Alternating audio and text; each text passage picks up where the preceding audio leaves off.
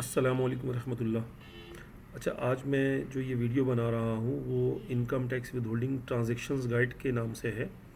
इसमें हमें ये पता चलेगा कि किस ट्रांजैक्शंस में हमने विदहोल्ड करनी है अमाउंट और किस पे नहीं करनी, क्योंकि ये जो विदहोल्डिंग मॉनिटरिंग के जो नोटिसेस हैं वो बहुत आते हैं और उसमें कंप्लाइंसेस पूरी ना होने की वजह से आपको दुश्वारी होती है। तो अगर हम वेरी फर्स्ट डे से इस ट्रांजैक्शंस को समझकर और इसके मुताबिक रिकॉर्ड्स रखेंगे तो आसानी हो जाएगी। तो ये 4 से 5 मिनट की वीडियो, इसको लाजमी समझें, सुने और उसके बाद इस पे इम्प्लीमेंट करें अपनी कंपनीज़ में, ताकि आपको कोई इश्यूज़ ना हो। हम स्टार्ट करते हैं।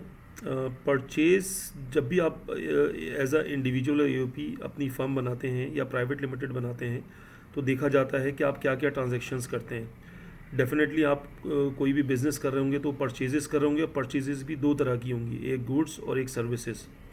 तो अगर आप गुड्स परचेजेस कर रहे हैं और आप प्राइवेट लिमिटेड कंपनी हैं तो आपने 4.5% टैक्स को विदहोल्ड करना है, और अगर नॉन फाइलर है आपका सप्लायर तो आपने 9% करना है, और अगर वो एग्जेम्प्टेड है तो आपको वो सर्टिफिकेट देंगे तो आपको टैक्स विदहोल्ड नहीं करना। और अगर वो एग्जेम्प्टेड नहीं है और इसके अलावा वो अगर 75,000 रुपये पूरे साल में सिर्फ 75,000 रुपये की परचेजिंग कर रहे हैं तो भी आपका उसको इनकम टैक्स विदहोल्ड नहीं करना। ठीक है, तो ये स्टेप बाय स्टेप्स क्लियरिफिकेशन हो गई परचेजिंग के हवाले से। इसी तरीके से अगर आप कोई सर्विस परचेज़ कर रहे हैं, आप एज अ प्राइवेट लिमिटेड हैं तो आप 10% विदहोल्ड करेंगे सर्विस प्रोवाइडर का, और अगर वो नॉन फाइलर है तो 20% विदहोल्ड करेंगे। अब एक कोई इंडिविजुअल एओपी है और उसका टर्नओवर 100 मिलियन से ज़्यादा है तो वो विदहोल्डिंग एजेंट है, अदरवाइज़ वो विदहोल्ड नहीं करेगा। दोनों कंडीशंस में, गुड्स में और सर्विसेज में। 100 मिलियन से ज़्यादा का टर्नओवर है आपका तो विदहोल्डिंग एजेंट है, अदरवाइज़ आप विदहोल्डिंग एजेंट नहीं है गुड्स और सर्विसेज की परचेजिंग में। ये जो इम्प्लीमेंट है ये 2020-21 से इम्प्लीमेंट है। इससे पहले जो भी आप परचेजिंग कर रहे थे या सर्विसेज परचेज कर रहे थे आपको विदहोल्ड करना था।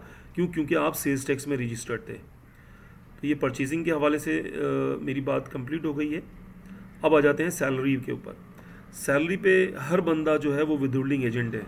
अगर आपने एक फर्म बनाई है एज ए इंडिविजुअल एओपी या प्राइवेट लिमिटेड और आप किसी को सैलरी दे रहे हैं और वो उसकी सैलरी 50,000 रुपये से ज़्यादा है तो एज़ पर स्लैब आप उसका टैक्स रोकेंगे। और अगर उसकी सैलरी 50,000 रुपये से कम है और 25,000 रुपये से ज़्यादा है तो आप क्रॉस चेक देंगे, और 25,000 रुपये से कम सैलरी है तो आप कैश में सैलरी दे सकते हैं। लेकिन अगर उसकी सैलरी सालाना 6 लाख रुपये से ज़्यादा हो रही है तो आपने टैक्स विदहोल्ड करना है। इसके बाद आ जाते हैं एक्सपेंडिचर्स। जनरल जो हम एक्सपेंस कर रहे होते हैं चाय पानी के लिए, उसकी कंडीशन ये है कि 2.5 लाख रुपए तक का आपने उसका लेजर मेंटेन करना है। एग्जाम्पल के तौर पे बता रहा हूँ, अगर आप कोई चाय का एक्सपेंस मेंटेन कर रहे हैं, रिफ़्रेशमेंट का एक्सपेंस मेंटेन कर रहे हैं, तो वो सालाना 2.5 लाख रुपए से ऊपर नहीं जाना चाहिए, अदरवाइज़ आपको क्रॉस पेमेंट चेक देना पड़ेगा। और इसके अलावा आप कोई रिफ़्रेशमेंट में ख़र्चा कर रहे हैं तो 25,000 रुपये से ज़्यादा का अगर ख़र्चा है तो क्रॉस चेक देंगे, अदरवाइज़ आप 25,000 से कम का ख़र्चा है तो आप कैश का चेक दे सकते हैं। लेकिन ये एक जनरल एक्सपेंस की बात हो रही है। जैसे किसी फैक्ट्री में या किसी ऑफिस में कोई रिपेयर एंड मेंटेनेंस का काम हो रहा होता है, कोई पार्ट्स वगैरह आ रहे होते हैं, कोई बिल्डिंग मेंटेन हो रही होती है, तो वो गुड्स और सर्विसेज में ही चले जाएंगे। तो उसके मुताबिक अपना टैक्स विदहोल्ड करना है लाजमी। इसके बाद जो आता है रेंट आ जाता है। अगर आप एज अ फर्म रजिस्टर्ड हैं और आप रेंट पे हैं तो आपने अंडर सेक्शन 155 के तहत जो भी आप रेंट दे रहे होंगे तो उनका टैक्स विदहोल्ड करना है। अब उसकी कंडीशन ये है कि जो आप रेंट दे रहे हैं वो 15 लाख से कम है तो आपको विदहोल्ड करने की ज़रूरत नहीं है, आप एज अ इंडिविजुअल एओपी हैं। लेकिन अगर आप प्राइवेट लिमिटेड हैं तो आपने टैक्स को विदहोल्ड करना ही करना है। ठीक है, 15 लाख से कम दे रहे होंगे तो नहीं करना, 15 लाख से ऊपर देना है तो एज़ पर स्लैब हमें टैक्स विदहोल्ड करना है।